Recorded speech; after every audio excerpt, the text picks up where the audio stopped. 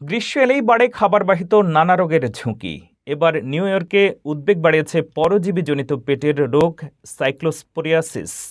মাত্র 2 মাসে শত শত মানুষ আক্রান্ত হয়েছেন। কিভাবে ছড়াচ্ছে এই রোগ, কি কি লক্ষণ দেখা দেয় এবং নিজেকে সুরক্ষিত রাখতে কি কি সতর্কতা মেনে চলতে হবে, বিস্তারিত রিপোর্টে।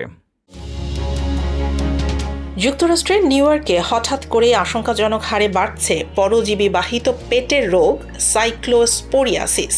গত 2 মাসে কেবল নিউ ইয়র্ক সিটিতেই প্রায় 273 জন এবং অঙ্গরাজ্যটির অন্যান্য এলাকায় আরও 121 জন এই রোগে আক্রান্ত হয়েছেন। Centers for Disease Control and Prevention জানিয়েছে পুরো দেশ জুড়ে এমন বেশ কয়েকটি ক্লাস্টার বা গুচ্ছ সংক্রমণ দেখা দিয়েছে।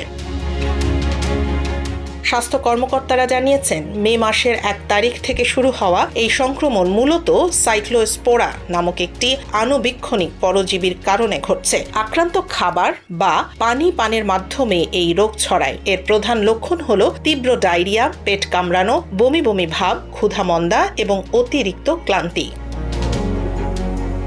তবে স্বাস্থ্য দফতর আশ্বস্ত করে জানিয়েছে, এই রোগটি একজন মানুষের শরীর থেকে সরাসরি অন্য মানুষের শরীরে ছড়ায় না। সাধারণত সুস্থ রোগ প্রতিরোধ ক্ষমতা সম্পন্ন ব্যক্তিরা কোনো চিকিৎসা ছাড়াই এটি থেকে সুস্থ হয়ে ওঠেন। তবে বসন্ত ও গ্রীষ্মকালীন সময়ে এই রোগের প্রকোপ প্রতি বছরই কিছুটা বাড়ে।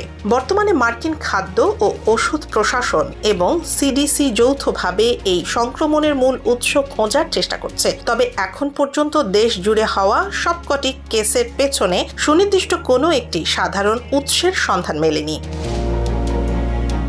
বিশেষজ্ঞদের মতে, কাঁচা ফলমূল ও শাকসবজি খাওয়ার আগে তা ভালো মতো প্রবাহিত পানিতে ধুয়ে নিতে হবে। এছাড়া খাবার অন্তত 158 ডিগ্রি ফারেনহাইট বা 70 ডিগ্রি সেলসিয়াস তাপমাত্রায় গরম করলে এই পরজীবী সম্পূর্ণ ধ্বংস হয়ে যায়। সবশেষে গ্রীষ্মের এই সময়ে যে কোনো খাবার গ্রহণের আগে হাত বা খাবার ভালোভাবে ধুয়ে নেয়ার পরামর্শ দিয়েছেন চিকিৎসকেরা।